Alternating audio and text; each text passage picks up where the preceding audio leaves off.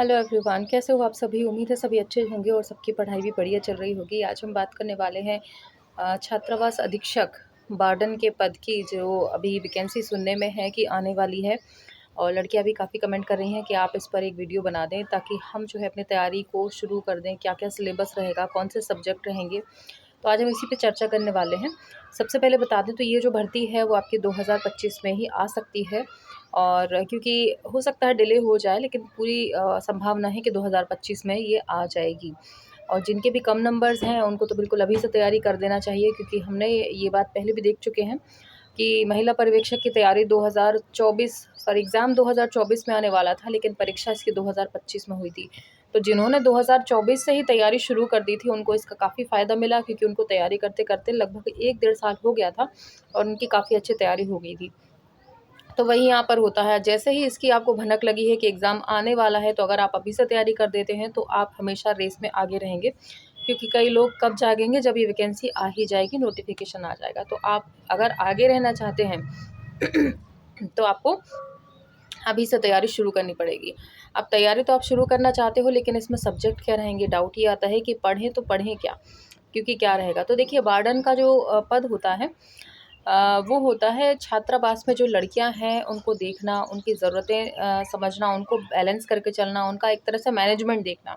तो पहला सब्जेक्ट तो ये हो जाता है, मैनेजमेंट तो इसमें आना ही है ना? मैनेजमेंट इसमें रहेगा ही, क्योंकि उनका काम ही है मैनेज करके चलना।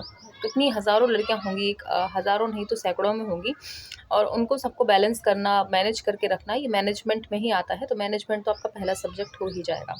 साथ ही साथ इसमें क्या होगा कि कई तरह के बच्चे होंगे, अलग-अलग कहना चाहिए कि मानसिकता के होंगे, अलग-अलग प्रकार के बच्चे होंगे, अलग बुद्धि वाले होंगे, तो उन सबको आपको देखना है। तो ये आपका बाल विकास में आ ही जाएगा। तो बाल विकास यानी सीडीपी भी इसमें रहेगा ही। आपको मनोवैज्ञानिक तरीके से बच्चों को डील करना है, उनको सँभालना है, तो दूसरा सब्जेक्ट इसमें सीडीपी हो ही जाएगा।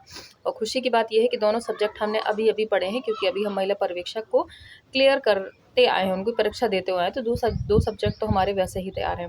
इसके साथ ही साथ तीसरा बेनिफिट ये है कि इसमें कंप्यूटर भी रहेगा, और कंप्यूटर भी हमने अभी-अभी जस्ट पढ़ा है, तो कंप्यूटर भी की भी दिक्कत नहीं है।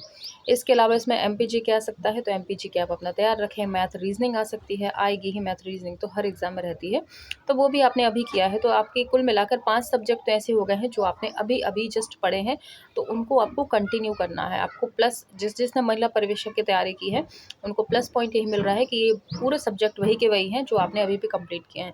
अब तर्क कई लोग ये देखेंगे कि ये सब्जेक्ट कैसे आपको पता कि क्या आ सकते हैं, तो कुछ लॉजिक भी इंसान लगाता है कि जो पद है, जिस चीज़ से, जैसे अगर कोई डॉक्टर बनने की तैयारी कर रहा है, तो पहली चीज़ यही है कि उसको बीमारियों के बारे में पढ़ना ही पड़ेगा। उसको बाकी सारी चीज़ों के बारे में एक अंदाज़ हो जाता है कि इस तरह की जॉब है, तो इसमें ये तो रहेगा ही, और कोई नुकसान वाली बात नहीं है। पहली चीज़ तो ये है कि ये सब्जेक्ट आप पढ़ चुके हो, थोड़ा-सा जस्ट आपको रिवाइज़ करना अभी टाइम है, जब तक नोटिफ़िकेशन नहीं आ रहा है, इसको रिवाइज़ करते रहिए आप इन सब्जेक्ट्स को, ठीक है। इसके अलावा आपको मैथ रीज़निंग मैंने बता ही दिया कि मैथ रीज़निंग तो हर सब्जेक्ट में आती है, हर एग्ज़ाम में आती है, तो इसको तो आप तैयार रखें ही रखें। इसके अलावा इसमें जीके, जीएस आ सकता है, तो वो भी आप अपना एमपीजीके थोड़ा देखते रहें। तो और अगर अभी नहीं चाहते हैं कि इन चक्करों में पढ़ना, तो ठीक है, अभी इसको होल्ड पे रखिए, जब वो ऑफ़िशियली नोटिफ़िकेशन नहीं आ जाता है, तब तक आप इनको होल्ड करिए। बाकी अपने जो जो एक्स्ट्रा मैंने सब्जेक्ट बताएँ, वो अपने कंटिन्यू रखिएगा, ठीक है। इसके अलावा इसमें हिंदी, इंग्लिश, हिंदी इसलिए आएगा क्योंकि आपकी भाषा शैली कैसी होती है, आप बच्चों से कैसे बात करते हो जिससे वो आहत ना हो, तो भाषा शैली के लिए आपका हिंदी सब्जेक्ट भी इसमें रहेगा ही रहेगा, इंग्लिश भी इसमें रहेगा।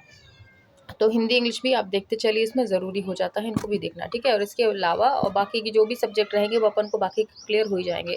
तो अभी आपको क्या देखना है, आपका सीडीपी देखते रहना है, इसके अलावा मैनेजमेंट देखते रहना है, मैथ, रीज़निंग, कंप्यूटर, और आपका हिंदी, इंग्लिश, और जीके, जीएस आप चाहें तो देख सकते हैं। तो ये सब्जेक्ट हैं जो आएँगे ही, इनको तो रहेगा ही, इन पे तो आपको पकड़ बनाकर चलनी है अगर आप आगे रहना चाहते हैं। तो इनको आप कंटिन्यू चलते रहिए, करते रहिए, और जैसे ही नोटिफ़िकेशन आता है तो आपका बाकी का फिर जो भी अलग सब्जेक्ट मिलता है, मान लो साइंस वगैरह और कुछ भी एक्स्ट्रा रहता है, तो उस टाइम पे आपको सिर्फ वही पढ़ना होगा, बाकी क्या आप अभी से तैयार कर लोगे, ठीक है। और अगर अपनी चीज़ की पोस्ट की बात करें, तो पोस्ट भी बहुत अच्छी हैं, 3 तरह से हैं इसमें, एक जूनियर छात्रावास, सीनियर छात्रावास और एक महाविद्यालयीन छात्रावास। तीनों के लिए अलग-अलग हैं, अलग-अलग सैलरीज़ हैं, सब कुछ अलग रहेगा। आपका जो जूनियर वाला रहेगा, जूनियर छात्रावास, वो 12th बेस रहेगा, और आपका जो महाविद्यालय और सीनियर रहेगा वो आपके स्नातक के बेस पर रहेगा, तो आपको स्नातक जो भी हैं वो इन पे अप्लाई कर सकते हो, बाकी का रहेगा।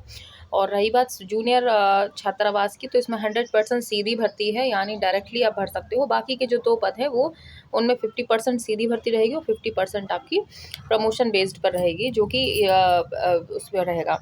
ठीक है, तो ये जो आप है आपको ये कंप्लीट करते रहना है, बाकी का आप देखते रहिएगा। इसमें और भी जो भी अपडेट्स रहेंगे मैं आपको बता दूंगी। फिलहाल तो आप तैयारी शुरू करो, मेन तो तैयारी रहती है, बाकी जब फॉर्म आएगा तो आप भर ही दोगे।